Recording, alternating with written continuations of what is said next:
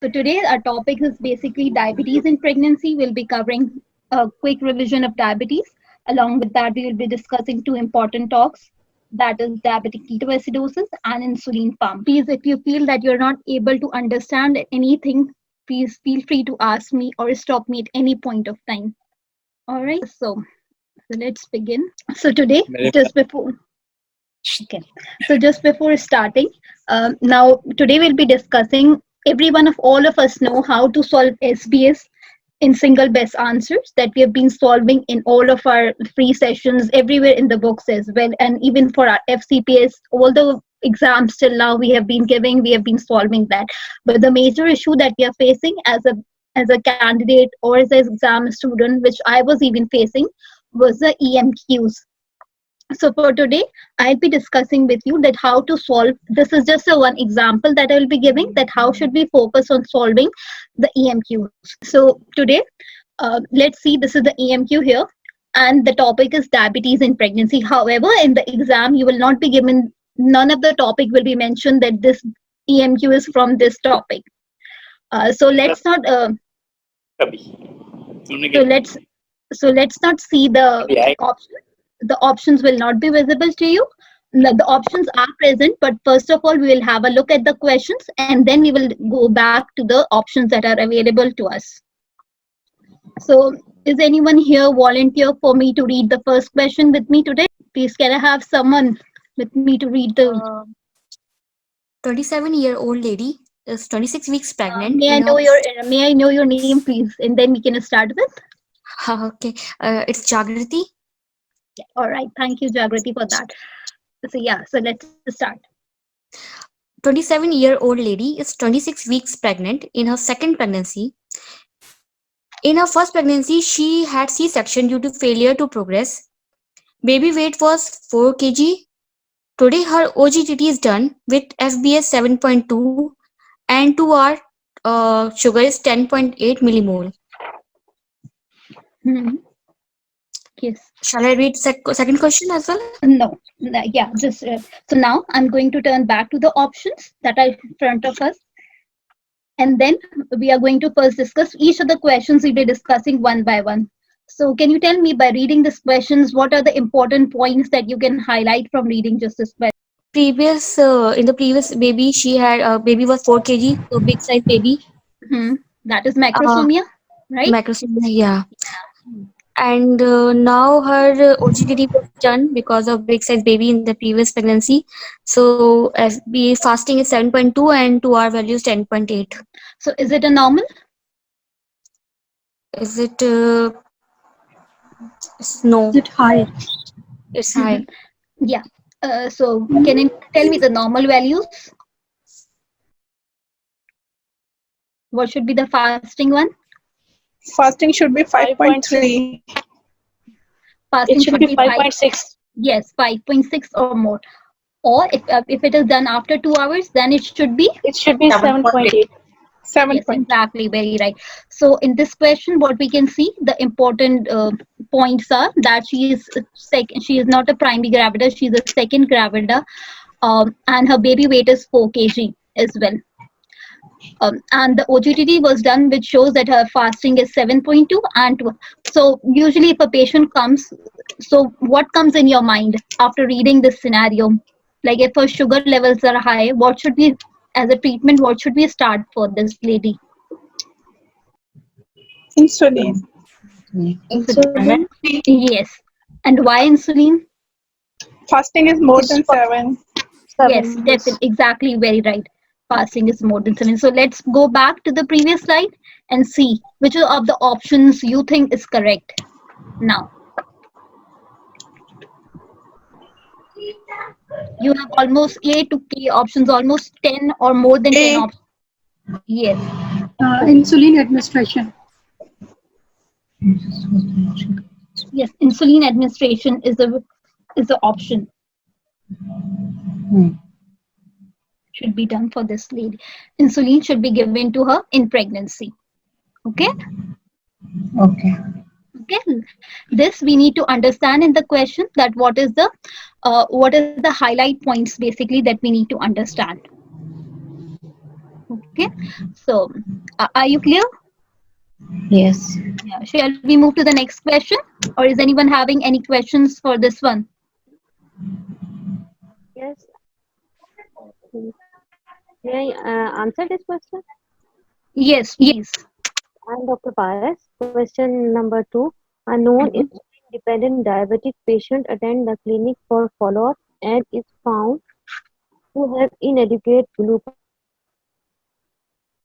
control with increasing glucose level. Hmm.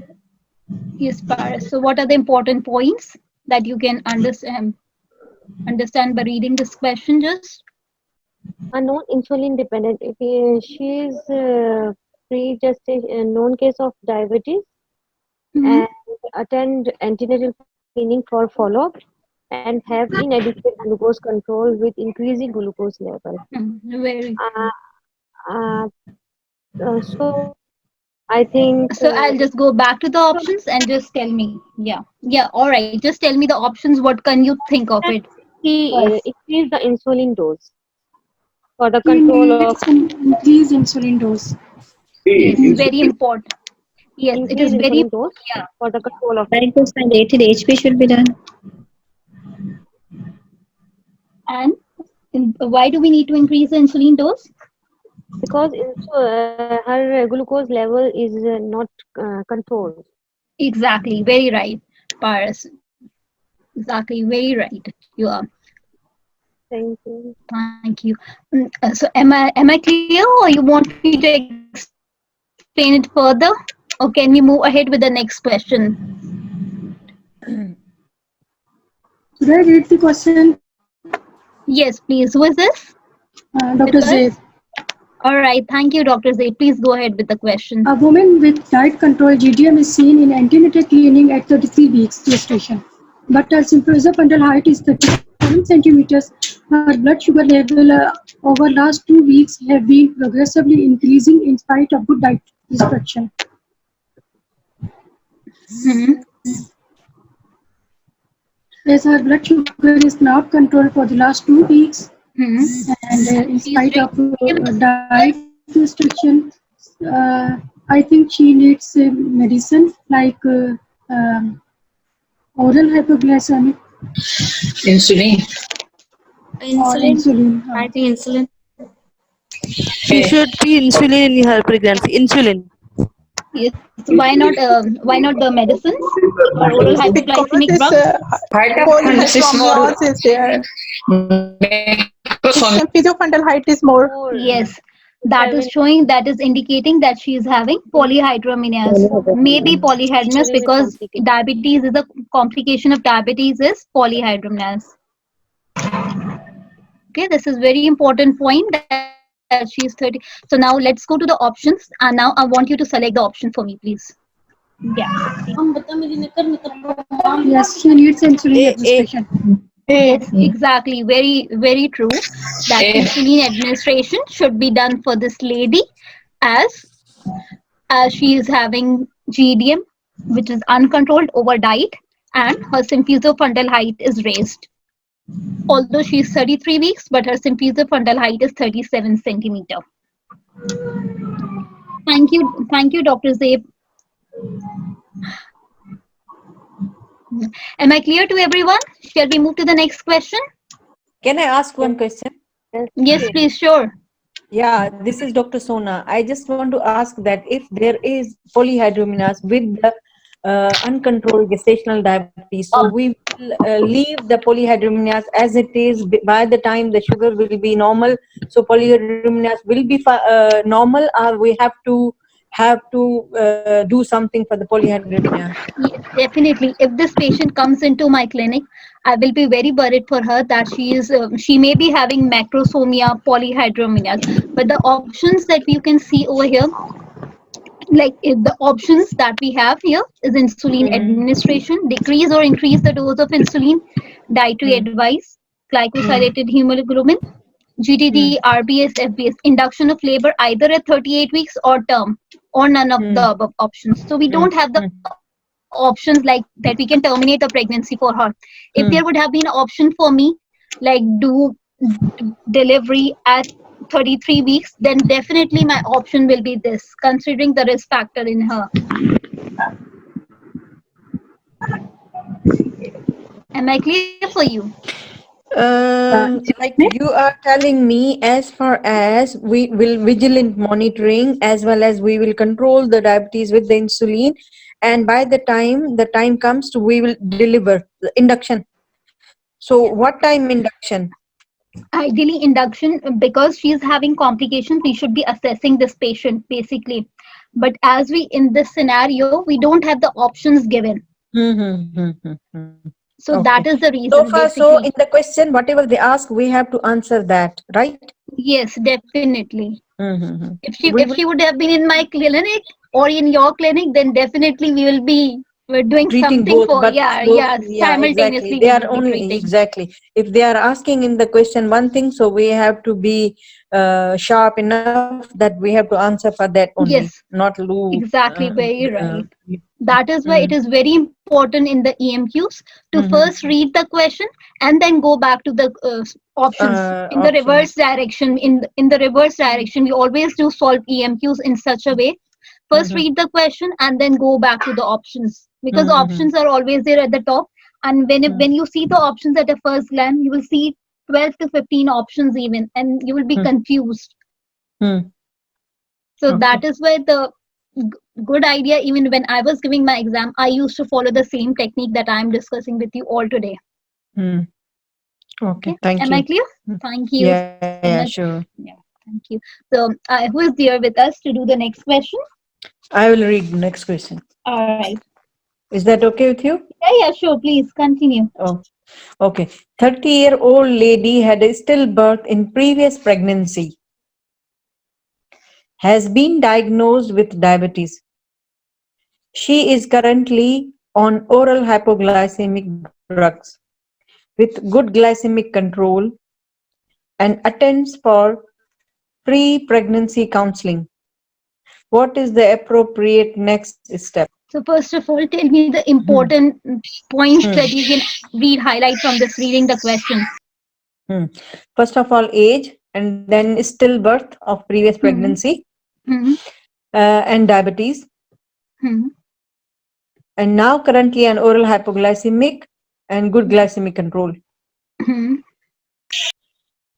Pre-pregnancy counseling, she came to us. Yeah, very important that you come to us for pre-pregnancy. Yes. So what is the appropriate next step?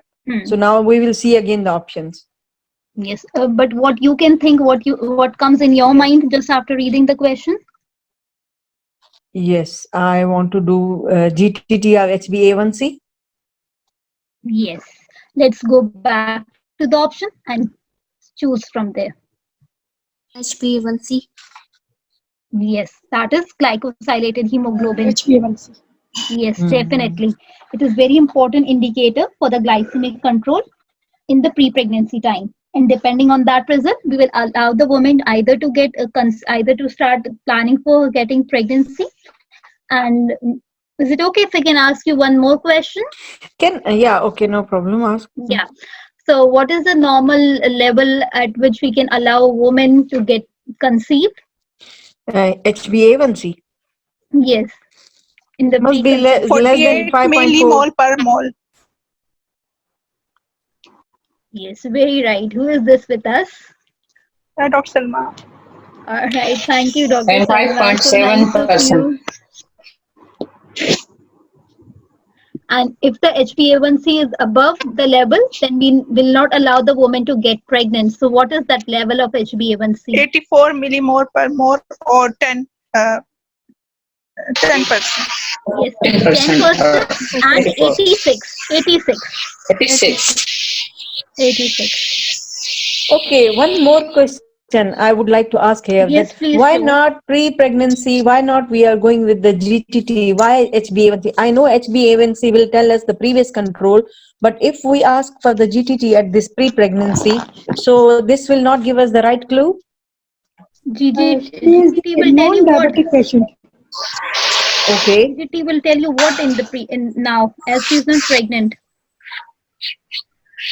Okay, so she is not pregnant. Okay, yes. So that will She's not in the give us pre-pregnancy counseling. Yes, you're right. As you told me yourself that she is in the Yeah, pre-pregnancy yeah, counseling. So yeah, this yeah, is yeah. like these words always, Mhm. trust me, my friends, there's a every time there will be a clue in the question to understand. If you don't understand the question, read it twice, thrice, but make Yeah. sure that you understand the key points of the question. Once you understand that, you will definitely be able to get the answer. Trust me, this exam is not very difficult. It's just the presence of mind should be there to understand Yeah. what is the important point that we need to there. Thank you very much. Thank you so much. So Am I next, clear for everyone? yes, absolutely. See, can you tell me the level again at which the pregnancy should not be planned if HbA1c is above 84?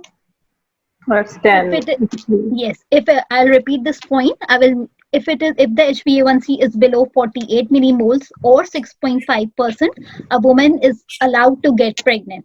But if the HbA1c is above 86 millimole or 10%, we will not allow her to get pregnant because of the risk There is, yeah, of the there risk is, of the there congenital is risk of malformations and also the complications associated with diabetes. What if Okay. she's between 48 and 84? 48 and If she's between 48 and 84, so still we are then we allowing her need pregnancy. no still we need to control that level that she should be below 48 to allow her to Um, get pregnant.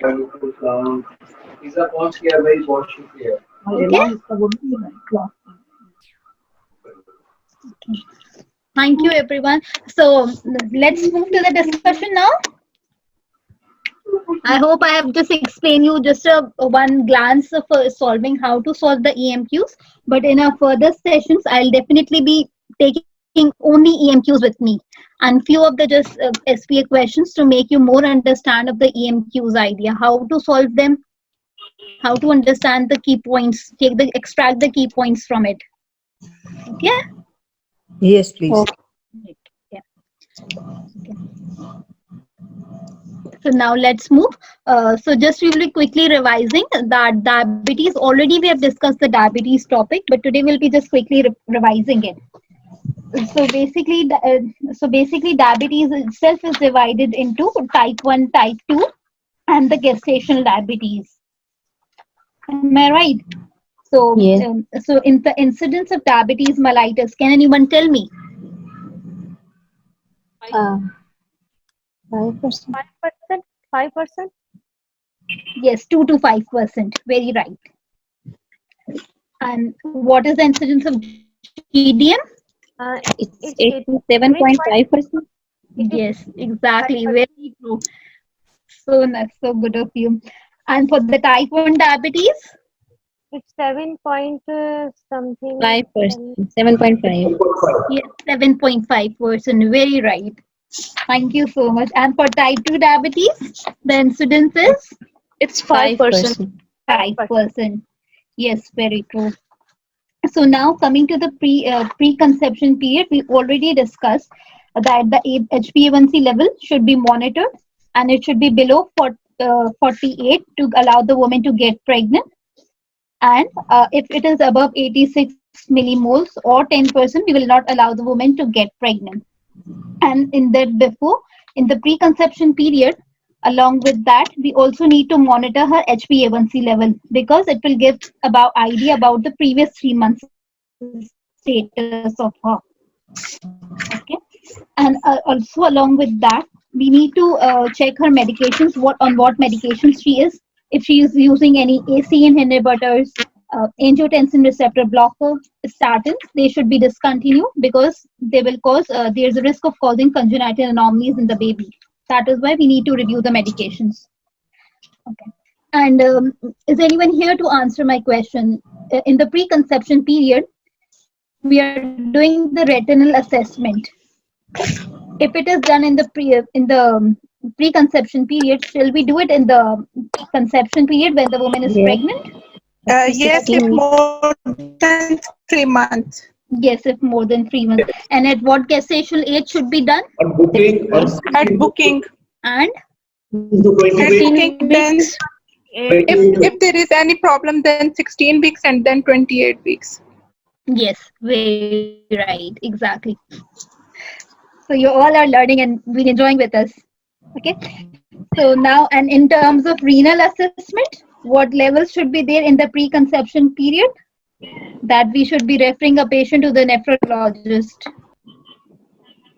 If creatinine is more than 120 or albumin 120 what? creatinine ratio is Yeah, 120 should be what? 120 Millimole. kg. millimole per liter. Or the albumin creatinine ratio is more than 30 milligram per Millimole. millimole. Or estimated GFR is less than 45 ml per minute per 1.73 Yes. cubic meter. Yes. It is very important that you remember the especially whether it is liters, milligrams, or kgs, because this sometimes what happen in the questions when you will start solving more and more of them, you will find that they have changed they will change into kgs into grams or grams into milligrams. So it is very important that you keep an eye on this. You know, these are the small points that we need to just focus on. Yeah. And now, what are the risk factors for gestational diabetes? We have only 5 risk factors. Yeah, there are 5 risk factors. Previous history of GDM, BMI more than 30, or previous history of macrosomia, or diabetes in first degree relatives, and ethnic Asian people. Yes. And in the previous pregnancy, the weight of the baby should be more than 4 kg. Yes. Who is this with us? Dr. Bhaskar. You're very right. The weight should be 4.5 kg or above. Okay. And if we, okay. And thank you so much. So if any of the risk factors are there, so at what gestation age we'll perform the oral glucose tolerance test for the woman? At booking. At booking. No. At 16 weeks. 24 to 28 weeks. no, if there is history of ma'am, if there is history of GDM in previous pregnancy, then we will do it in the first trimester. Yes. At 16 weeks. Or if there is no history of GDM and other risk factors are present, then we will do it in 16 to 18 weeks. If there is history of diabetes, then 16 weeks. Or if there is no history, then 26 weeks. Can anyone else improve a bit more on this? Booking and other 24 to 28 weeks. Yes. Who is this? Who is this with us today?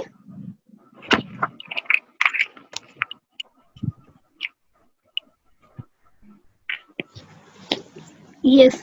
Very good. Thank you, everyone. Miga, Rabia, Gulshans.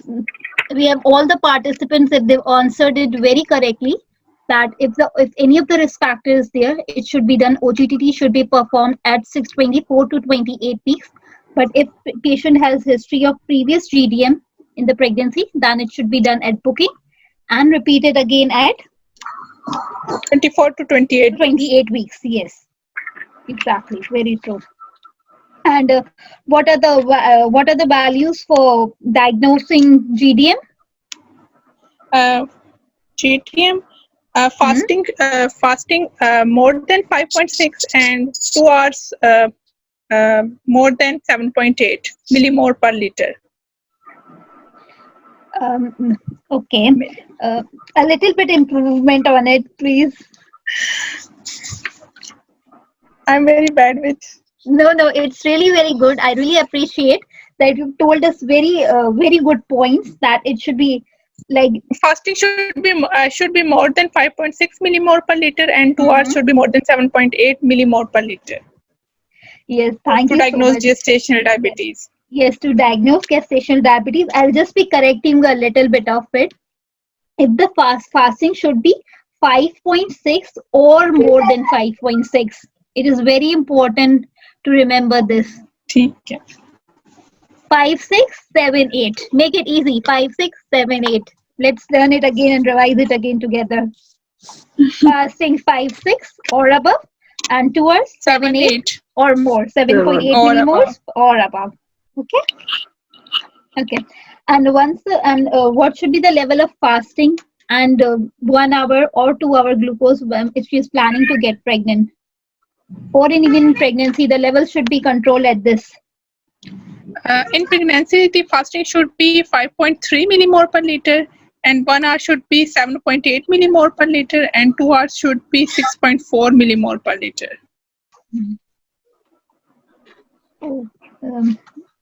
Okay, but anyone there to improve it a little bit?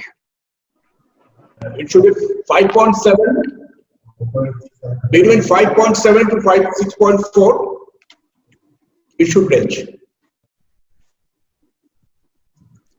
Sorry, I can't hear you. Can you repeat it, please, for me?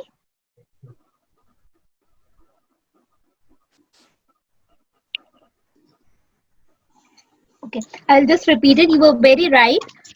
Fasting should be 5.3 millimole per liter, and the word "and" is very important here. 1 hour should be 7.8 liter, or it should be 2 hours should be 6.4 or more millimoles per liter. So the word "and," more, less than, more than, these are really very important for us to understand while reading the guidelines.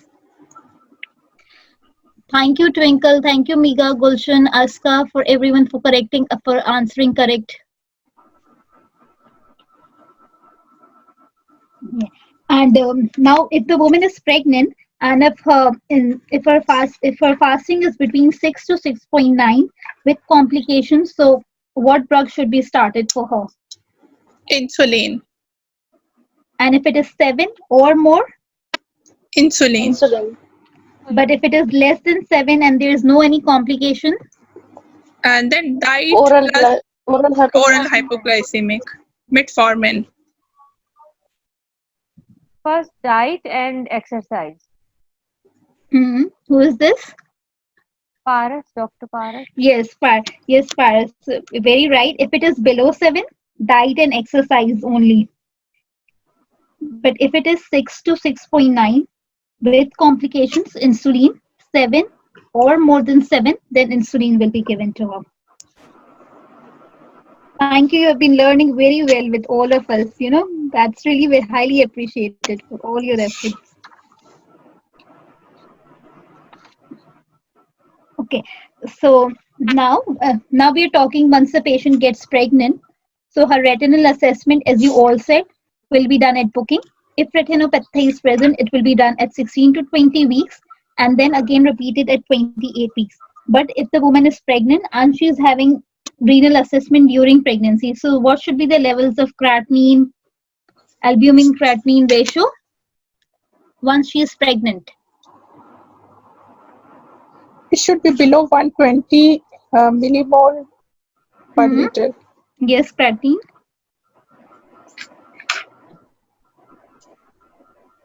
And albumin creatinine ratio should be? Less than 30 milligram per liter.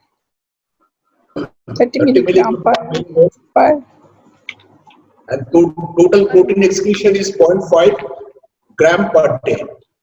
0.3.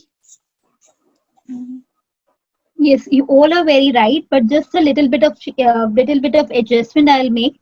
Creatine is 120 micromole per liter. Albumin to creatine is more than 30 milligram. More than, the word is greater than 30 milligram per millimole. These words are really very important while reading the guideline. And the total protein excretion ratio should exceed 0.5 gram per day. Am I clear for you, all of you? Yes, ma'am. Okay, thank you. Thank you so much, everyone, for answering in the chat box. Really highly appreciated, all of you. Excuse me, madam, can you hear me? Yes. Who is this with us? Yes, Fatma. Can you please Yes. repeat these three values once more? Okay, I'll repeat it for you. Thank you. If the Thank woman, you. I'll just repeat, yeah. If the woman is pregnant and she has come for the renal assessment during pregnancy, so her her creatinine should be 120 micromole per liter. Albumin creatinine should be more than 30 milligrams per liter, and the total protein excretion should be more than 0.5 grams per day. But if she is here in the clinic, but in the preconception period, then the creatinine value will be the same, that is 120 micromoles per liter or above. Albumin creatinine will be the same, more than 30 milligrams per mole, but when she is not pregnant, we'll measure the estimated GFR value. But however, if she is pregnant, then it changes to total protein excretion, because in pregnancy we are not able to monitor the GFR, because with the pregnancy there are changes in the level of GFR that makes it unreliable to be monitored during pregnancy. So in the preconception period, estimated GFR should be less than 45 ml per minute into 1.73 meters per. However, if she is pregnant, then the total protein excretion will be more than 0.5 gram per day. Okay, Am I thank clear? you. Yeah, madam. Thank you very much. Thank you so much. Okay, and okay. So one more question. Once a woman is in labor, so what should be? Can we give her insulin once she is in labor? Yes. Yes. Mm-hmm. And she is having a cesarean section in which general anesthesia is to be given to her. So how should we monitor her during pregnancy, in the labor, during cesarean section? 1 hour blood glucose levels with insulin Every hour. Every hour. every hour, mere every hour. Yes, During and it should be maintained in between 4 to 7 4 to 7 4 to millimole. 7 millimole per liter. Yes, and if the same woman she is having a cesarean section under general anesthesia, so how should we monitor her blood glucose? Every 30 minutes. half Hmm? hour will monitor her blood every hour, hourly. Every 30 minutes. Every 30 minutes from From when the general anesthesia started? and till orally tell Till patient can take orally. Till the patient become Yes. conscious. I'll just repeat this point again. If general anesthesia is given to women with diabetes, we'll be monitoring her blood glucose every 13 minutes from the induction of the general anesthesia until the baby is born and the woman is fully conscious. And the level should be in between 4 to 7 millimole per liter, as you all said to me. Hmm. Okay. And now, once the baby is being born, so what should be the level in the baby? Blood plasma glucose level of the baby that should be maintained.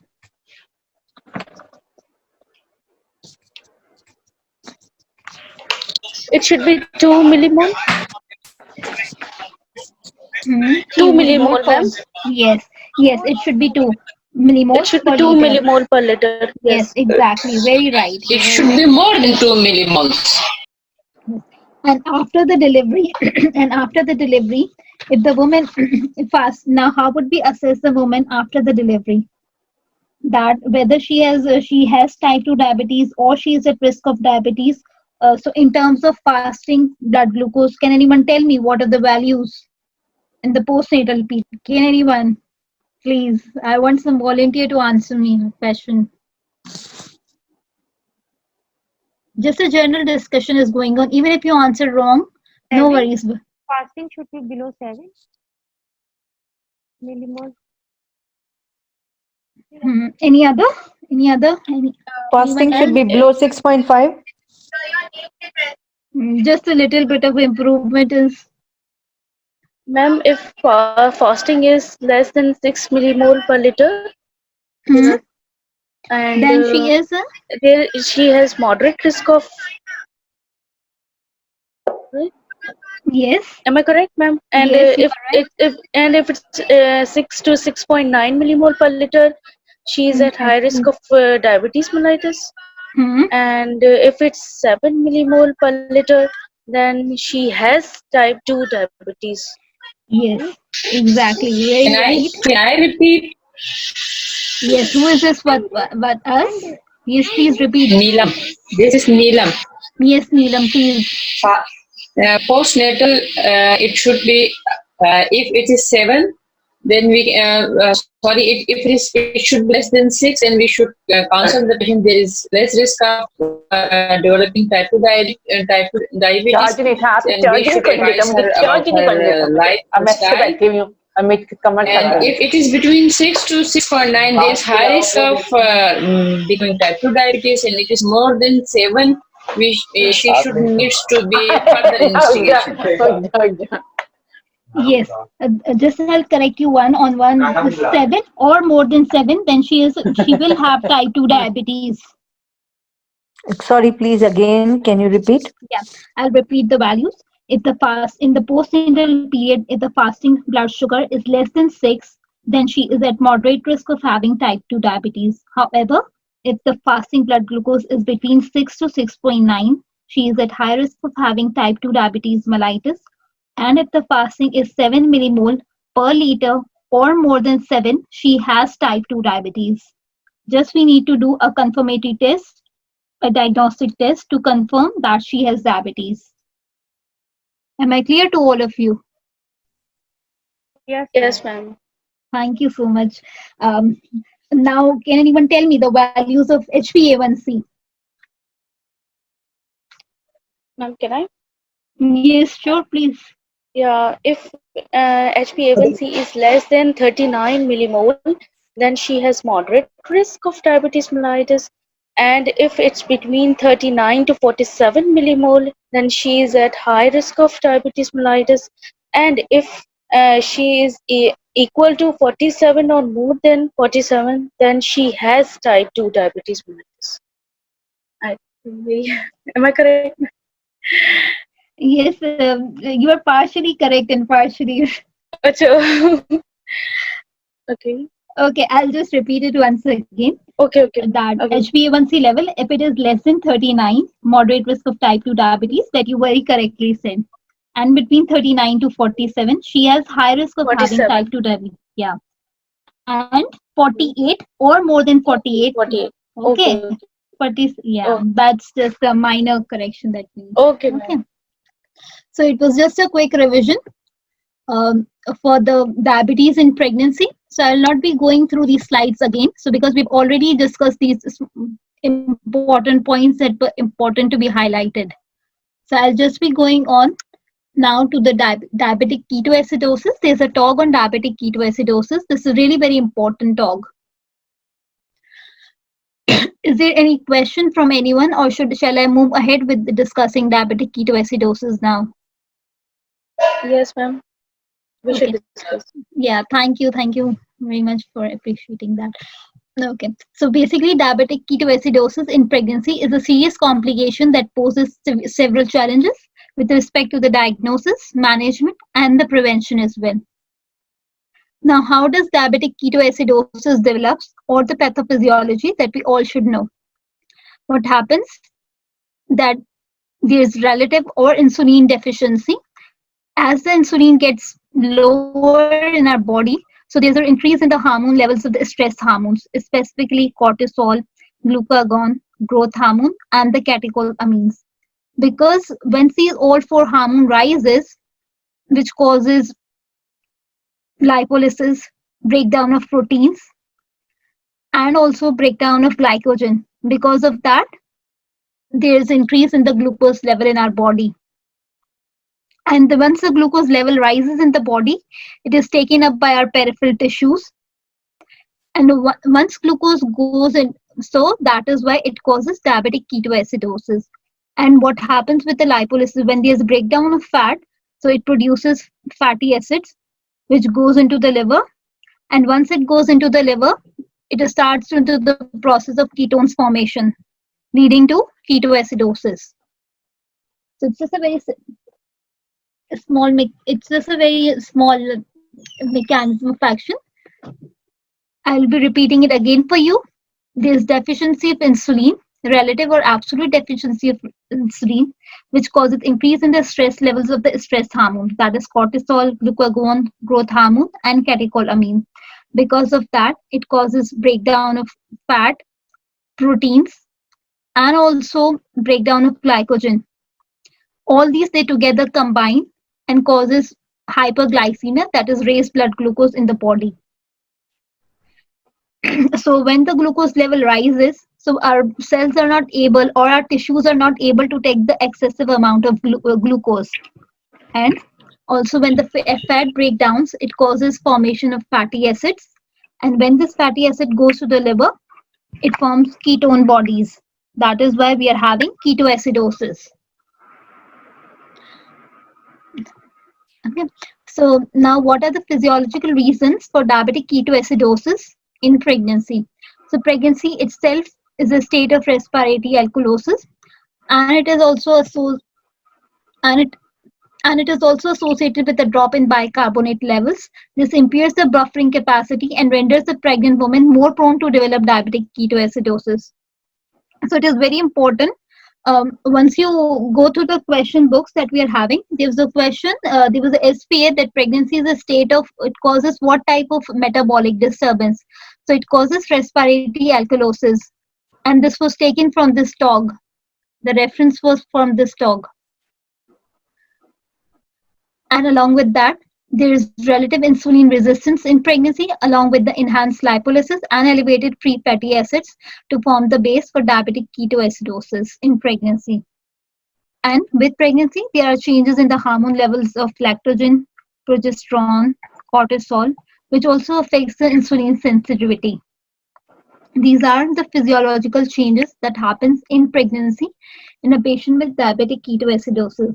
And diabetic ketoacidosis is more common with type 1 diabetes, but it can also happen with type 2 and gestational diabetes as well.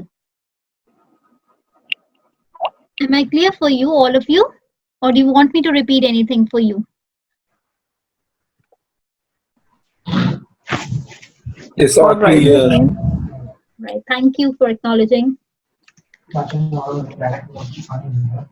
So now, what is the risk factor for diabetic ketoacidosis in pregnancy? Excessive vomiting, or it can be hyperemesis gravidum. Any infections, pen drive undo or non-compliance of insulin medications which are precipitating diabetic ketoacidosis in pregnancy. Ma'am, we can't understand because. Yes, can I repeating what are the risk factors that causes for diabetic ketoacidosis in pregnancy? It can be vomiting, hyperemesis gravidarum. Excuse me, ma'am, please. Yes, please. Please ask everyone to keep the mic off. Yes, yes, sure, please. Can we have all of them please muted? Okay, so I'll be repeating the precipitating factors for diabetic ketoacidosis in pregnancy. It could be vomiting, or it could be hyperemesis gravidarum, infections, non-compliance to insulin, or failure of the insulin pump. Or if she's taking medications which can precipitate diabetic ketoacidosis, specifically which drugs can cause diabetic ketoacidosis, like beta mimetic drugs, specifically they can cause that or aggravate, basically they aggravate diabetic ketoacidosis. And the other one is conditions such as gastroparesis. So these are the few factors that we need to remember for diabetic ketoacidosis. Now, how should we diagnose diabetic ketoacidosis in pregnancy?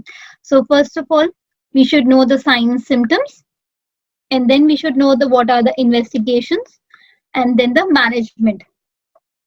So when a patient comes with diabetic ketoacidosis, she can either present with nausea or vomiting, along with that abdominal pain, polyuria or polydipsia, weakness of the muscle, drowsiness, lethargic, and hyperventilation. This is very important cusmal breathing. You will feel a different type of a smell. You will be feeling it from a person, from a lady who comes with diabetic ketoacidosis. And there could be problems with her tachypnea, hypotension, there could be tachycardia, or sometimes she can directly present with coma or in shock. That will be very severe for her. And if we monitor the fetus, there will be changes in the fetal heart rate tracing, that is the CTG. Now, there are certain investigations which are proposed by the Joint British Diabetic Society's inpatient care group guidelines, which says that these criteria should be present to label a woman with diabetic ketoacidosis in pregnancy. Either there should be ketones in the blood, in the serum, or in the urines. There should be hyperglycemia. Of at what level? It should be 11 millimoles or more than 11 millimoles. Please make sure that you all understand these differences, these minute differences. It should be 11 or more than 11 millimoles. But diabetic ketoacidosis can also occur at lower blood glucose level. And serum bicarbonate levels should be less than 15 milliequivalent per liter. The RTL pH should be less than 7.3, equal to or less than 7.3. But the anion gap will be more than 12. And the base deficit will be 4 or more than 4 milliequivalent per liter. The potassium level, either it can be truly elevated or it can be normal falsely. Along with that, there should be ketone level in the blood of more than or equal to 3 millimoles. But if it's in the urine, it should be 2 plus. And if we are measuring the blood glucose level in the blood, if she is having more than 11 millimoles per liter, or she is a known case of diabetes. And the level of bicarbonate should be less than 15 millimole, or venous pH should be less than 7.3. So there's very two important things that you should note on. The RTL pH should be equal to or less than 7.3, but however, the venous pH should be less than 7.3. Okay, this is the minute difference that we all need to understand with regards to the investigations for diabetic ketoacidosis. Now, in terms of management, diabetic ketoacidosis in pregnancy is considered as an emergency that needs to be managed in at least level 2 critical care unit.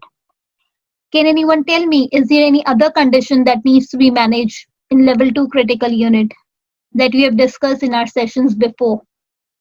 Preeclampsia? Yes, exactly. Very right. This is how we remember small points that hypertension, diabetic ketoacidosis, if they occur, they will be managed in level 2 critical unit.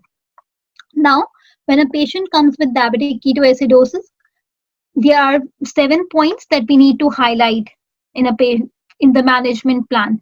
Basically, first is the multidisciplinary approach.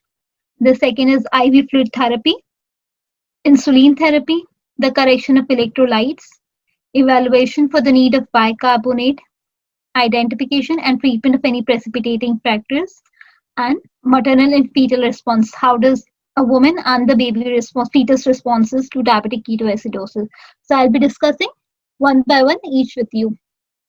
So in the multidisciplinary team, it will include obstetrician. Obviously, as we are all obstetrician, definitely as the patient is pregnant, we all will be there. So it's of course. Along with that, a diabetologist or it can be endocrinologist can be there. And it should not be a simple anesthetist. It should be an obstetric anesthetist with us in the team. And with that, nursing staff or the midwives, they are well trained to deal with patients with diabetic ketoacidosis during pregnancy. Now coming to the second management point that we have is the IV fluids. When a woman comes, we need to give her fluid to correct her tissue perfusion and also to improve her hypoglycemia that she is having. So insulin, so basically normal saline is given at a rate of 0.9% normal saline we are going to give to each and every woman, but the dose should be in between. It should be 10 to 15 ml per kg per hour in the first hour, and then it should be adjusted according to the hemodynamic status of the woman. And they've given a really very good example that if the weight of the woman is 70 kg, so in the first hour, we will be giving her 1 liter. In the next 4 hours, the half of it, that is 500 ml. Then in the next 4 hours, in total of it, it becomes 8 hours. So it will be 250.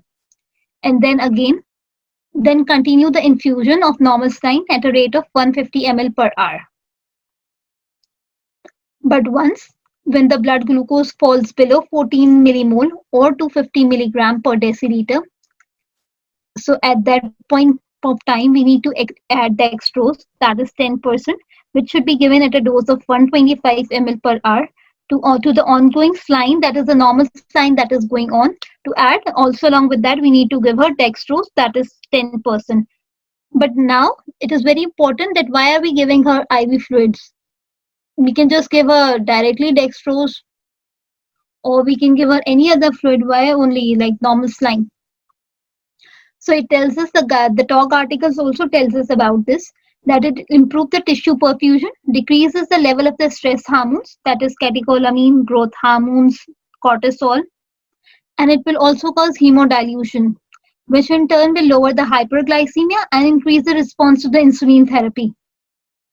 Adequate perfusion should be ensured in taking into account the fluid losses the woman is having through close monitoring of her urine output.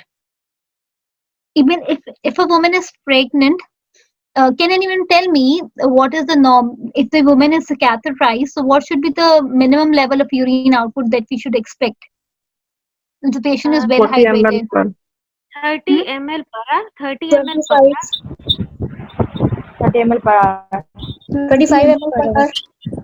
30 cc per hour. 30 cc per hour. Yes. Yes, very right. 30 ml per hour. Yes, exactly, very right. Or it can be more than or equal to 0.5 ml per kg body weight. Okay, it can either be given in terms of, you need to remember both the values. It can be either 0.5 ml per kg per hour to ensure that the patient is well hydrated. Okay.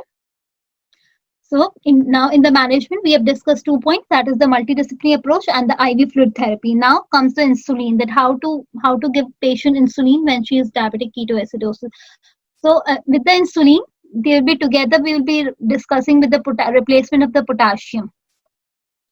So if the level of the potassium is less than 0.3, we will need to give her potassium, but we don't need to give her IV insulin. Only the potassium should be replaced and ensuring that her urine output is adequate, that is 0.5 ml per kg per hour. And if it becomes 40 millimole per liter of the ongoing IV fluid, and if the potassium is less than 3.5, consider the patient should need review at that time by the medical staff. And she should be shifted to IV insulin with potassium correction. So in simple words, we need to remember if the potassium is less than 3.3, we need to give her potassium, but not the IV insulin. But if it is if the potassium is between 3.3 to 5.5, we will give her potassium along with IV insulin. And if the level of the potassium is more than 5.5, we will not give her potassium, we will just give her IV insulin. So at what dose should we give her insulin? It should be given at a fixed rate, that is of 0.1 unit per kg per hour, and it can be increased by 1 unit per hour if metabolic targets are not achieved. And I will be telling you what are the metabolic targets in the further few slides. And it's very important that IV insulin should be stopped after diabetic ketoacidosis has been resolved and after 30 to 60 minutes from the first dose of subcutaneous rapid-acting insulin administered with a meal. So once the patient starts to improve, her condition starts to improve, so it is very important that we start stopping the IV insulin for her. So I will be just repeating it very quickly. Three slides for you. That is in multidisciplinary team, it will include my consultant, that is the obstetrician. diabetologist or the endocrinologist. There will be anesthetist who is specialized in obstetric, and along with that, well-trained staff and the nurses.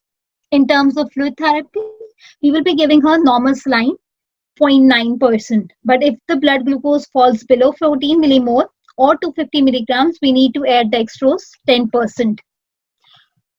Just in order to improve the tissue perfusion and reduce the hyperglycemia, and so that once the hyperglycemia is reduced, she will have improved insulin therapy. Now, in terms of insulin therapy, it depends. Insulin will be given in accordance with the level of the potassium. If it is less than 3.3, we'll give only potassium but not insulin. If it is between 3.3 to 5.5, potassium and insulin both will be given to her. If it is more than 0.5 potassium level, then we will be only be giving her insulin, and the fixed dose of insulin should be 0.1 unit per kg per hour. However, it can be increased by 1 unit depending on the condition of the woman. And insulin needs to be stopped once a woman starts to improve her condition.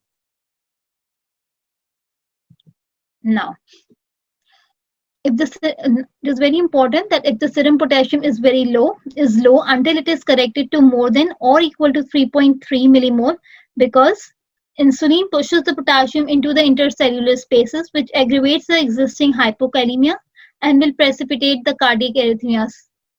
So that is why when we discuss that if the potassium level is less than 3.3, we are giving her potassium. But however, if it is more than 5.5, we are not giving her potassium.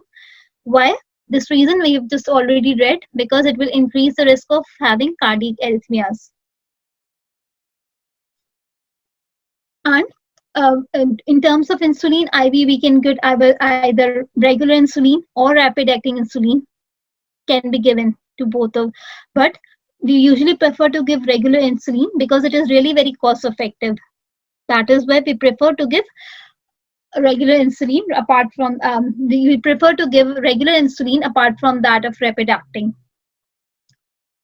Now what I was talking to you in the previous slide was about the metabolic targets that should be achieved with the insulin therapy. So this is really very important for us to remember. The blood ketone level should decrease by 0.5 millimole per liter per hour, and bicarbonate should increase by 3 millimoles per liter per hour, and the blood glucose level, that is the capillary blood glucose level, should decrease by 3 millimole per liter per hour. So just for easy remembrance, you can do it like bicarbonate should decrease by 3 millimole, bicarbonate should increase by 3 millimole, and capillary blood glucose should increase by 3 millimole. One is decreased, one is increased. And ketones level should decrease by 0.5 millimole per liter per hour. Am I clear for you, all of you? Or would you like me to repeat any point for you? Please, can anyone acknowledge me for that? All right. Okay. All right, thank you. Thank you so much. Thank you so much. So now, once we treat 3 factors of the patient, that is, now we need to correct, like we have discussed, multidisciplinary approach, fluid therapy, insulin, and the correction of the electrolyte, that is potassium. Now we need to assess the woman in general. Now we need to identify the cause and treat the cause accordingly. So for that, we'll take the history from the woman, do the examination, that is for general examination, as well as the examination related to our field, that is for abdominal examination as well. And we need to do certain investigations, that is full blood count, urine analysis to see the ketones, and also cultures. Now, what are we going to monitor for the patient? We are going to monitor her blood glucose level hourly until she is stable, and then we will also be monitoring with that the blood ketone levels hourly until initially, and then every 2 hours. And we should also monitor her electrolyte levels, specifically potassium, creatinine, and venous pH should be monitored 2 hours until she is stable. So it is very important. I'll repeat 3 points for you. Glucose will be monitored. Glucose and ketones will be monitored hourly, But after that, once the patient is stable, we can monitor it 2-hourly, the ketone levels. And we'll also be in terms of investigation, we will monitoring her electrolytes, creatine level, and the venous pH until the patient is stable. In terms of fetus, first of all, we need to confirm the viability. That can be done either by CTG or ultrasound will be done if there's any indication. And if patient is still not, if you have tried all of the medications, all of the management, and patient is still not improving, then we need to deliver this woman for the care of the mother and as well as for the baby as well.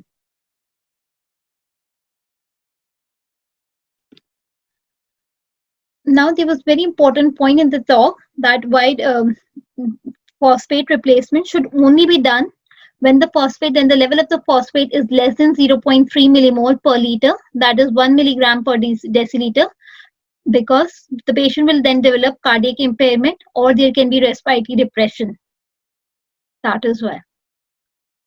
If it is less than 0.3, we need to treat her, otherwise there is no need.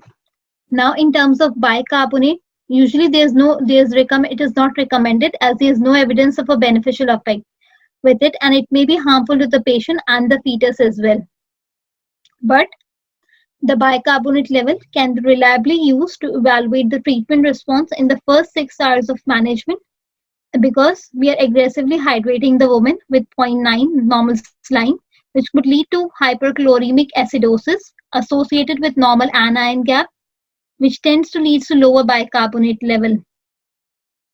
Now, in a patient with diabetic ketoacidosis, there are 2 types of acidosis that can develop. First is diabetic ketoacidosis, and the other one is hyperchloremic acidosis. That can be developed, and along with that, serum bicarbonate level will be lower. Now, I have a question. Can anyone tell me what type of metabolic disturbance happens in a patient with hyperemesis gravidarum or in patient with nausea and vomiting if it is severe? Metabolic alkalosis. Metabolic alkalosis. Hypochloremic. Yes. Yes, it is very right. In patient of hyperemesis gravidum, it will be metabolic alkalosis. But in case of if a patient is of diabetic ketoacidosis, she will be acidosis. She will be having ketoacidosis along with that hyperchloremic acidosis. So that we need to remember. Now, what are the complications once we have discussed the signs and symptoms, investigations, management? Now, what are the complications that can happen? Immediately, the woman can have distress, that is respiratory distress syndrome. She can end up in having renal failure. Along with that, she can have edema in the brain, that is cerebral edema, coma. And because of very high ranges, baby can also die. The mortality of the baby, which is ranging in between 9 to 36%. However, considerable higher perinatal morbidity is associated with DKP, that is diabetic ketoacidosis, because of hypoxia. Hypoxia is the main cause that is causing fetal mortality. Okay. Now, in terms of fetal monitoring, we already discussed patient needs to be monitored by CTG, and if there is any indication for ultrasound, then it should be done. Otherwise, it should. But if the woman is not stabilized or the fetal condition is deteriorating, then we need to plan an immediate delivery for her, irrespective of the gestational age, whether the fetus is preterm, term. Now, there's another criteria, that is the resolution criteria of diabetic ketoacidosis in pregnancy.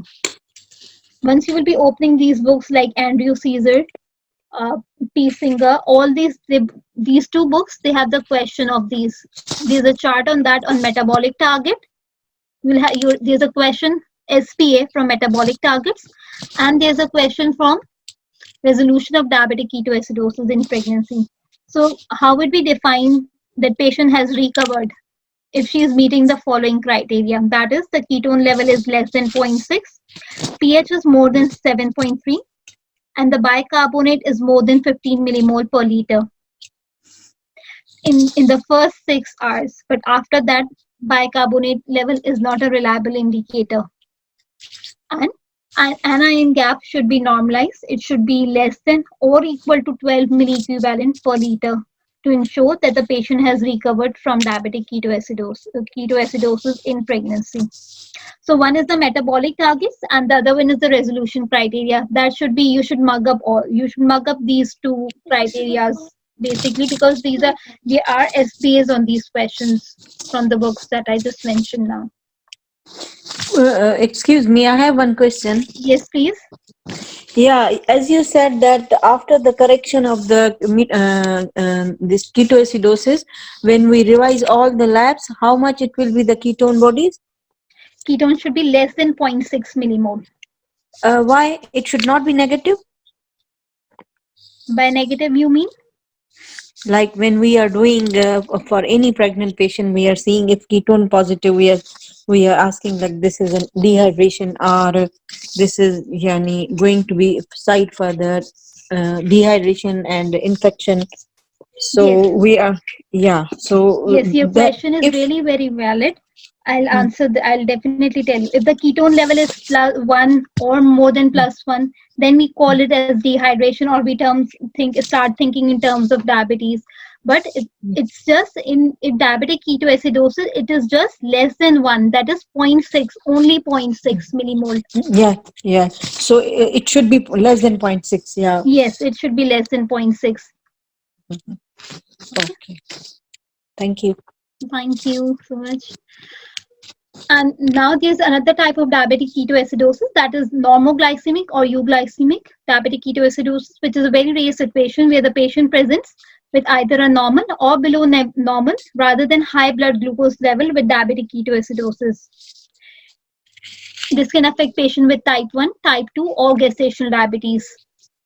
Now, what is the difference in the treatment of diabetic ketoacidosis and normoglycemic diabetic ketoacidosis? So the only difference is that the IV fluid therapy should involve administration of 5% dextrose with normal saline, that is 0.9%, and she will be having 2 cannulas in her hand.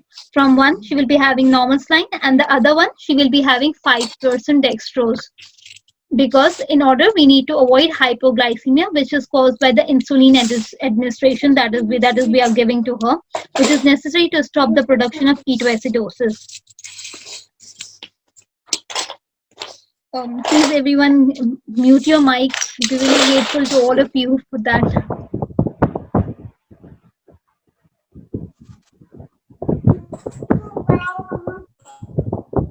Can we have everyone muted?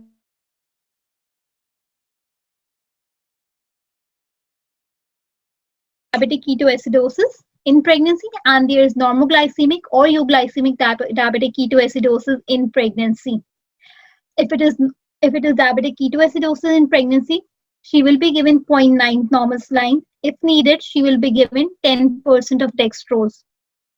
But in case of euglycemic or normoglycemic diabetic ketoacidosis in pregnancy, in terms of IV fluid therapy, all the management will be same. There will be a little difference in terms of IV fluid therapy, that she will be given normal saline of 0.9%, along with that 5% dextrose to avoid hypoglycemia. That is the reason that's the reason as well as the difference in both of them. Hope I've cleared my point to all of you. Now, how do we prevent diabetic ketoacidosis in pregnancy? In terms of pre-pregnancy, in the preconception period, during pregnancy, and after pregnancy. So in terms of pregnancy, in terms of pre-pregnancy, we should educate the woman, and also we should tell the woman that she should self-monitor her glucose. We'll be giving her with glucometer for that. And if she and also there's a ketone meter available in UK. So which can tell whether she's having blood ketone, or there are, like we have pregnancy test strips, we also have ketone test strips, which can tell us whether she is having like +1 ketone, +2, that can be told by these strips. So we need to give the woman to that. And also we should counsel the woman about the symptoms, signs and symptoms of diabetic ketoacidosis. That whether if she's having hyperglycemia or she's not feeling well in herself, she should definitely go to the doctor and visit her. Now, in terms of pregnancy, Her pregnancy care will be followed by multidisciplinary team that I told you. We should also educate the woman that these are the risk factors, that if she is having nausea or vomiting or hyperemesis gravidarum, any infection, and if she is not using her insulin properly, then these are the risk factors that can manifest her in diabetic ketoacidosis. And along with that, as she was monitoring her glucose level in the pre-pregnancy, she should monitor during pregnancy also. Excuse me, Dr. Aksha. Yes, please. I have question from previous slide about fluid therapy. Yes, please. You said IV fluids 5% dextrose and IV saline means 0.9% saline. So we should start 2 lines. Means Yes. from one line Yeah. will be 5% dextrose and other line will be of 0.9% saline. Yes, exactly. Very right. Okay.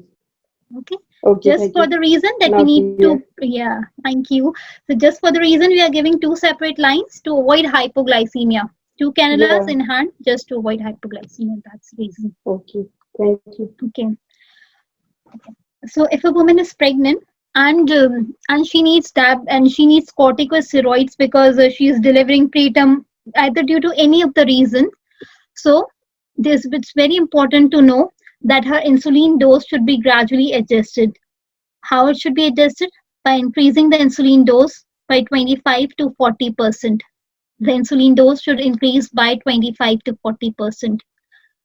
I've just highlighted or repeated this point because there's a SPA on this question from one of the books. And in terms of tocolysis, if a tocolysis is required, it is preferable that we should avoid beta mimetics because it can precipitate or cause diabetic ketoacidosis during pregnancy. And in terms of postpartum period, once a patient, we should again tell her that she should maintain her blood glucose level in the normal range that were prior to pregnancy. And again, we should tell her, emphasize on the importance of using her medications. Either it could be insulin or the oral hypoglycemic drugs that she is using. And if she is using insulin, we should also tell her that it is very important that insulin should be stored in a cool place. And further, she will be reviewed after delivery. She will be reviewed, not only she will be reviewed with the diabetologist as well as with the obstetrician. Both her reviews should be done after pregnancy. The next talk is insulin pump in pregnancy. Okay, so insulin pump, the other name of insulin pump therapy, is also known as continuous subcutaneous insulin infusion. It is used for the treatment of diabetes mellitus. It can be used for type 1 and for type 2 as well. According to the recent audit, it is used in UK around 6% of the people in UK are using insulin pump for type 1 diabetes. Now, the use of an external pump, that is, it is able to deliver insulin from a refillable reservoir through plastic tubing. It can be given under the skin subcutaneously through a placed cannula. Recently, there are patch available as well. It's a new form so that patient does not have to feel the pain that for the subcutaneous. And sometimes they are smaller with no tubing and they can be directly attached to the skin using a small cannula that attaches automatically once it is activated. Now, there are all types of insulin pumps. They are filled with rapid acting insulin. So it is very important to know this, that all the insulin pumps, they are filled of rapid acting insulin, which is only delivered as a basal or a background dose slowly throughout the day. It can be given at mealtime to push up. We can just push on the button and it will deliver the insulin. So that rapid acting insulin, they will be given to cover the meal they are taking, either it could be daytime or nighttime meal. This pump also enables extensive programming to aid the calculation of the amount of insulin needed for a meal or to correct a high glucose level, as well as different pattern of basal rates to changing lifestyle and the different needs during a 24-hour period. So this is the very benefit of insulin pump therapy, that you can, if you eat something which is rich in carbohydrate, so it can adjust according the dose for you to cover your background insulin level in the body for that day. Now these are available in the form of patch, and this is the tubing that is attached here. You can see. So the most common site that we give for use is the abdominal wall, and the other site that can be used is the upper thigh or the upper outer buttock area. These are the three common sites for insulin pump to be given. Now, what are the benefits of insulin pump therapy in pregnant women with diabetes? It allows for rapid, flexible, and the precise dosing. And this is the theoretical advantage of pump using during pregnancy and thus can be investigated as well. For women who are hypoglycemia, insulin pump provides a much needed treatment option that is easily programmable and quick to adopt, with the potential for multiple basal regimens to be adopted over a 24-hour period. So it means to say that it will reduce the hypoglycemia attack during 24-hour periods with the insulin pump. And if the woman is having hyperemesis gravidarum, or she may need multiple insulin injections daily. So this insulin pump therapy is a better option for her, because it will cover the erratic meals, or it will be having no meals, or at all it is easier to achieve it using the pump therapy. So these are the three benefits. It is rapid, flexible, and the precise dosing. It will avoid the attacks of hypoglycemia, and it can be used in conditions like hyperemesis gravidarum, or if a woman is having some meals in which she needs to cover that. Now, what are the advantages and the disadvantages of insulin pump therapy during pregnancy? So in terms of advantages, it will improve the blood glucose control pre-conception and during pregnancy as well. And it has greater flexibility for exercise and meals. It will avoid the need for multiple daily injections. However, the catheter needs to be changed every 2 to 3 days. And multiple programmable basal rates at night time will prevent hypoglycemia and the dawn phenomena, and periods of nausea or vomiting during that. These are the advantages of pump therapy. Now, what are the disadvantages? The patient should be educated for that, and we need to support the woman in that. But the cost of the pump is higher. That is a drawback for that. And it has the potential for diabetic ketoacidosis if pump is not working, is malfunctioning, or it has been removed. And greater potential for difficulties if there's poor compliance with that. And as we are repeatedly using it, so there's a high risk of having the infection on the abdominal wall, on the buttock area, or the outer thigh. So now in pregnancy, what happens? The basal rate of the insulin, it reduces between 8 to 16 weeks of pregnancy, but then after that, it increases by around 50%. So we need to increase the background insulin. So increasing the background insulin is needed as insulin resistance comes in pregnancy. Such a decision would be made in the presence of rising fasting and the preparental value. The mealtime bolus doses also increases as the pregnancy progresses. This is reflected by the reduction in carbohydrate to the insulin ratio occurring particularly after 16 weeks of gestation, and with ratios which are commonly reducing by 4-fold. So as the pregnancy advances, we need to increase the dose. Basically, it means to say. And in terms of insulin pump, it uses only rapid-acting insulin, such as insulin aspartate or Novorapid. That can be given. And it is very important that we should remember that if the pump is disconnected or is not functioning well, an individual with diabetes mellitus with type 1 may not start to work in that person. If it is not working well or is being disconnected, there is a chance that the patient may develop life-threatening diabetic ketoacidosis. Indeed, if a pregnant woman is using insulin therapy during pregnancy, her pump should be left untouched if it is functioning normally, and it would be wise to involve the inpatient diabetic team for her case. Because we are obstetrician, we will be dealing with the obstetrician part, and we need help from the diabetologist or the endocrinologist with that, because it is a multidisciplinary approach. These are all the things that we need to do. But now, when she is in labor or the intrapartum care, the blood glucose should be regularly checked during labor also. It's likely that the lowest basal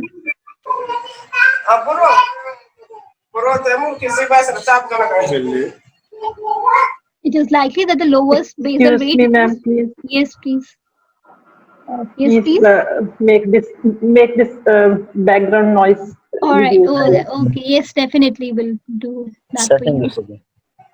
Um, can we have everyone muted please?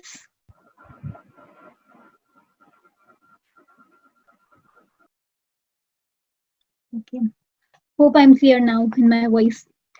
So in terms of intrapartum and the postpartum care, I the have blood lost the connection. No voice is coming. am I audible? Yes, ma'am. Yes, ma'am. Yes, ma'am. All right, thank you. Okay. So in terms of intrapartum and the postpartum care, the blood glucose will be regularly checked during the labor. It is likely that the lowest basal rate, which is used prior to the labor, will be enough during early labor, and it should be adjusted according to the need of the woman. During active labor, the low basal rates will most likely be adequate, and also it is very important that we maintain the good glycemic control during labor, just because in order to prevent hypoglycemia in the baby, and it is a likelihood that we will then lesser need for the baby care, and there will higher chances that also the baby will be uh, uh, in close with the mother as early as breastfeeding can be started then for the baby, creating maternal to baby bonding. Now immediately in the postpartum period, insulin requirement will drop, so we need to adjust the dose accordingly after pregnancy, because as the placenta is out, so the dose will need to be adjusted. In women who are breastfeeding, however, the basal rates may need to be adjusted, or she should be asked to take snacks, because there's a chance that her blood glucose level can drop during or after feeding. So it is very important that we monitor not only till delivery, but after delivery is also very important. Ma'am, could you please repeat what are the advantages of the infusion pump? Yes, definitely I can do that for you. So yes, in terms of advantages, like we can control her blood glucose in the preconception as well as during pregnancy. And if we are starting in the preconception period, it should be started 3 months ahead in before she is planning to get pregnant. And there's a way, and it's as it is a pump, so she can have control of insulin. It is very flexible that she can have it multiple times if she's eating something more rich in carbohydrate meal. So she can take the excess dose of insulin for that meal, particularly to cover just that meal.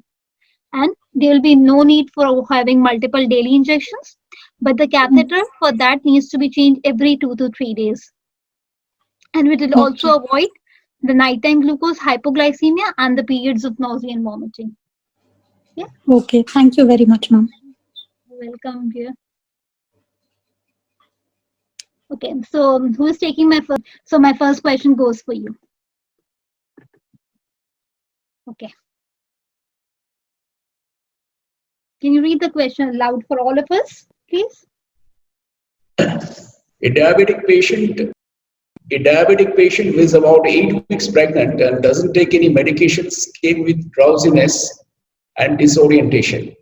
Which of the following is needed to be given to her? 20% IV dextrose, 100% dextrose, glucagon IM, normal saline. I will go with normal saline. Normal saline. And what percentage Glucagon IM. Glucagon IM injection. Glucagon IM. Glucagon IM. If hypoglycemia, patient has 8 weeks pregnant. So may I know the reason why all of you, my friends, are saying for glucagon? Why not normal saline? It should be normal saline. Patient is diabetic patient, na? Known case of diabetic patient. Patient is hypoglycemic. First trimester and. Very right. Exactly very right. So I think it's hypoglycemia, and we treat as patient has a drowsiness and disorientation. So the best option in this is the glucagon IM injection. Yes, exactly. You are very right. The reason deliberately I put normal saline just below this glucagon and normal saline together to make you confused. Just this was my a little bit of trick to make you get aware that some of the questions can be like this. So definitely the answer is glucagon IM, because she is 8 weeks pregnant and she's having the symptoms of hypoglycemia and she's a known case of diabetes. She's already a diabetic patient. Okay. And there was no clue regarding the diabetic ketoacidosis, like in Yes, the there was no question. any. Yeah, there was But no she's any. not taking any medication. Yes, that's the reason to I. That was the reason that it was a little tricky question. So who have we here for our next question? Ma'am, why not it be DK? She's not taking any medicines, right? It could be DK also. But for DK, uncontrolled diabetes also. During first trimester, the insulin requirement decreases. yes, So- gradually, yes, definitely. Even at this point, we also repeat in the talk article that I just mentioned. It is mentioned there in that the requirement of the insulin it increases from 16 weeks onwards. And she is having drowsiness and the disorientation as well. In first trimester, there are more hyperemesis. More chance If of there would hypoglycemia. there is chance there are chances of hyperemesis gravidarum in pregnancy, but it is not mentioned in the question that patient is a hyperemesis gravidarum or she is having nausea and vomiting. There's nothing mentioned like that in the question. Whatever is in the question, we need to just focus on that points only. We will suspect hypoglycemia when patients are on insulin. Like they have taken the higher dose of insulin, then they can enter hypoglycemia. But if patient is diabetic and she is not on any medication, how she will enter into hypoglycemia? But why cannot she not enter? Why hypoglycemia in a diabetic patient? Yes, definitely she can have sudden hypoglycemia during pregnancy at any time. Even if you and me are not eating, we even become hypoglycemic, isn't it so? And she's at 8 weeks. She is just 8 weeks. Chances of hypoglycemia are There could be nausea and she will As be compared unable to to take. decay, the chances of hypoglycemia are very high in first trimester, right? Why not dextrose? Dr. Aksha? Yes, But without medication, how she can be hypoglycemic? Sensitivity is increased in first trimester. Sorry, can you repeat the question, please? Insulin sensitivity it increases with in pregnancy. early trimester, in first trimester. With pregnancy, the insulin resistance increases. But so more insulin is required as the pregnancy advances. Ma'am, this patient is a non-diabetic patient and she is not taking any medication. How she can be hypoglycemic? Ma'am, there is 70% risk of pregnant women with pre-existing diabetes. She may go into hypoglycemia. She is at risk of hypoglycemia if she is pre-existing diabetic woman. Normally. Yes. Look what happens. Look the risk factors in this patient. We need to we'll read the question again and make it clear for all of you. Look, she is a diabetic patient. That means she is previously having diabetes, not only in pregnancy, and she is only 8 weeks pregnant. She is not taking any medications, but now she has come with drowsiness and disorientation. So which of the following is needed to be given to her? If she would have been any risk factors present, like she is having nausea or vomiting in pregnancy, or she is having any hyperemesis gravidarum, she was on insulin or she was on any therapy, but she is not taking, she has stopped, the therapy is not working, then she is at risk of having she is having at risk of diabetic ketoacidosis. But in this case, there's nothing like this mentioned in the question. No any risk factor is highlighted in the question for diabetic ketoacidosis. Then ma'am, why not dextrose? What should be Patient the is dose of the, conscious. Excuse and me, sorry. doctor, The patient is conscious, like they didn't mention that patient is unconscious. If someone is unconscious, then we go for invasive and IV line. She is conscious, so that we can go with the IM or like oral if there will be option for oral. So yes, I think oral IV is will be IVs the are second difficult line. to take in diabetic patients. so that the oral option is not there with us in the question. So oral is omitted for us. Ma'am, anyway, she's disoriented, so we can't give her any oral glucose. No, she is having Yes, that is why there is no option given in the question of oral. There is no option in the given either, and dextrose cannot be given because the dose of dextrose is 20% here, which is mentioned. But then, if she is a patient of diabetic ketoacidosis, what should be the dose of dextrose then? 10%. 10%. Yes, so definitely the dextrose is not the option here. It common sensely it removes the option. 20% is not an option, 100% not. Ma'am, what is the dose of glucagon, ma'am? Actually, the glucagon, I'm not sure of the dose because these is given by the diabetologist. We are not the ones obstetrician who give the glucagon to the patient because we are working all together in UK. So basically, they are the ones who give. 1 mg. 1 mg. Okay, 1 milligram. mg. Ma'am, if in the question the option was 10% IV dextrose and glucagon IM, which one should we choose in that case? If there was 10% dextrose, then definitely there will be any risk factor for diabetic ketoacidosis. You know, there will be some hint given in the question. Actually, I have read somewhere that if patient become drowsy in hospital, then we can secure IV line, we can give IV dextrose. But if she is not in hospital, then we have only one option, that is intramuscular injection in the form of glucagon. So here it is not mentioned she is in hospital or in home. So I think glucagon is better choice. I hope I've cleared myself to all of you. Yes, ma'am. So who is taking the next question? Yes, ma'am. All right. So please, your question is here. Who is taking this question with us, please?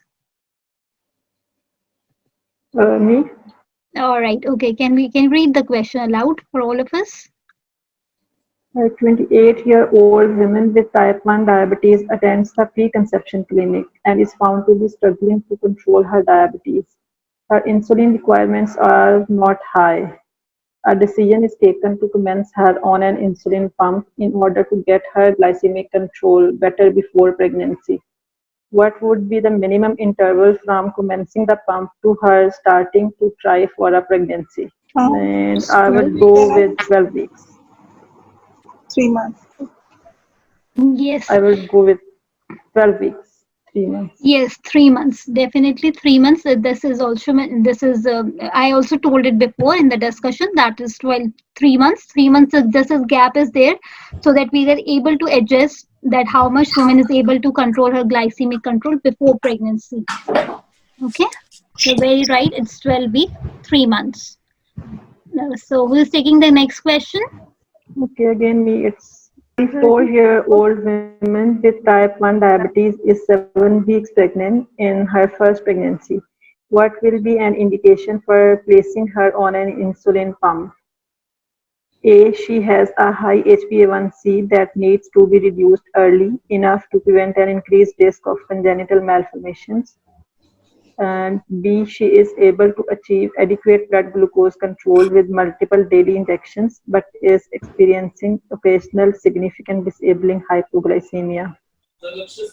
C, she needs high doses of rapidly acting insulin. And 4D is she suffers from the dawn phenomena, requiring an increased dose of insulin for a short time in the early morning.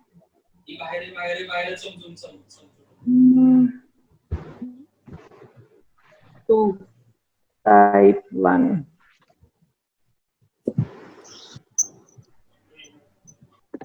Two. It's B. I think option 2. May I know why? B. Why? Disabling hypoglycemia. is able to achieve adequate blood glucose control with multiple daily injections but is experiencing occasional significant disabling hypoglycemia. Ma'am, it's B. Because of hypoglycemia. Because of hypoglycemia, you're saying. Okay. So can you tell me why not option 1?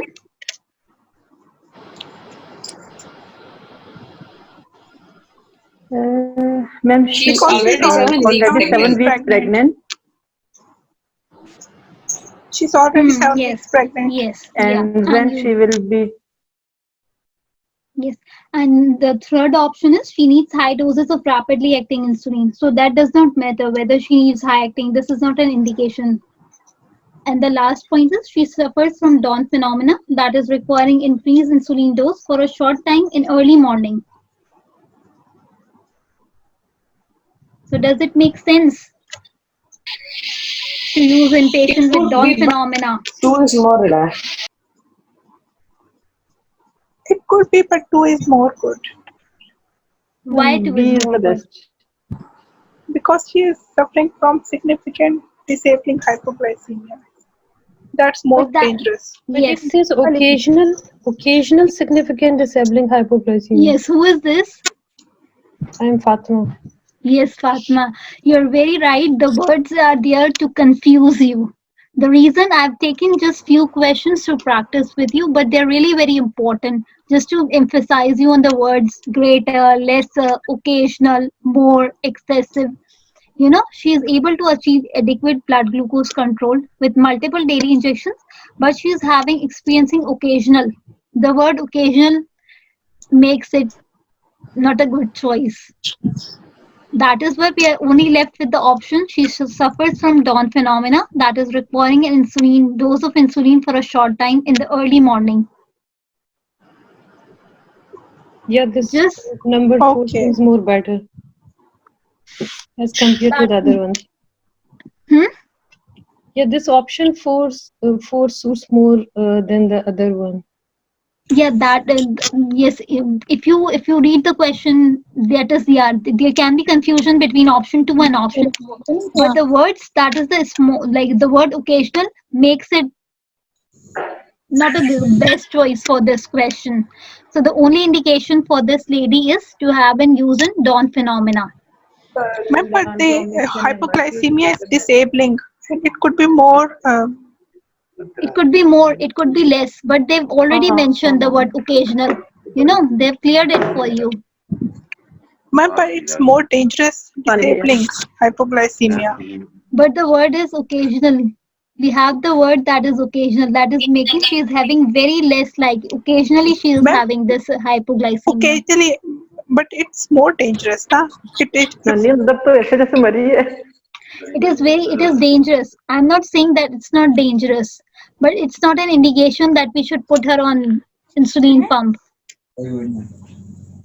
If there would not have been a word like occasional, if we cancel the word occasional, then definitely I may give a thought to this option. Okay? Okay, ma'am. And also if she is requiring multiple daily injections, so it's better to put her on pump. Yeah, but the word that makes this statement, but the statement is very good, but the word that is occasion makes this option not a very good option for this indication. Who is taking the next question? Okay, Paras. So this, yes, please, Paras, go ahead. Okay.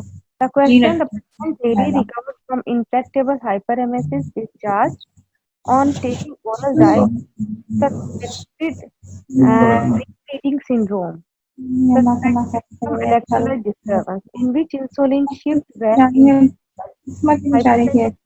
hyponatremia, hypoglycemia, and hypocalcemia. I think Hypokalemia. Yes, the hypokalemia, yeah. This is the only condition which causes insulin to shift back into the cells. Hypokalemia, yes.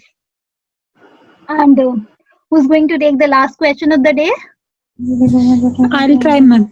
I will go with. Okay, so we have two questions. Each one of them can try one by one. Okay. Okay. मैंने आपको दिया था उस दिन, मेरे ख्याल में उसके अंदर है. Shall I read, ma'am? Yes, please.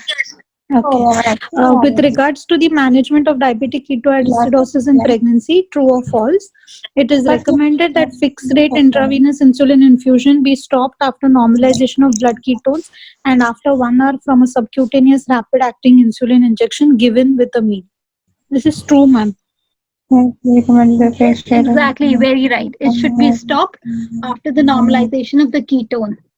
That's very true. And who is going to do the part B of this question for us?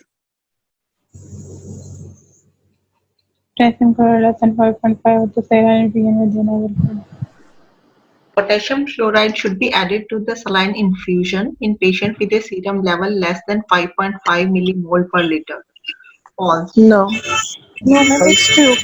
Should be less than It's 3.5. true. True. True. Yes, it's true. If it is more if it is more than 5.5 millimole, then we don't give potassium. We've already read this at the chart previously. You know. Yes. Potassium if it's 3.3. If it is more than 5.5, we do not give potassium. However, if it is less than 3.3 or Then in only between potassium? 5.5, yes, we give her potassium. So the option Potassium is plus true. insulin. Yes, so that is, so this option is really all, so both of the options in that Correct. are correct, true. So thank you, Megha, Orbs, Gaini, Paras, Madiha, Aska, everyone for answering. I'm not able to look back again and again at the checkbox, but you all are answering very well. Thank you for being active. Thank you, Dr. Aksa. It was really, really very nice. It was so, you make it very easy and understandable, and it is very enjoyable. Thank you so much. Thank you, ma'am.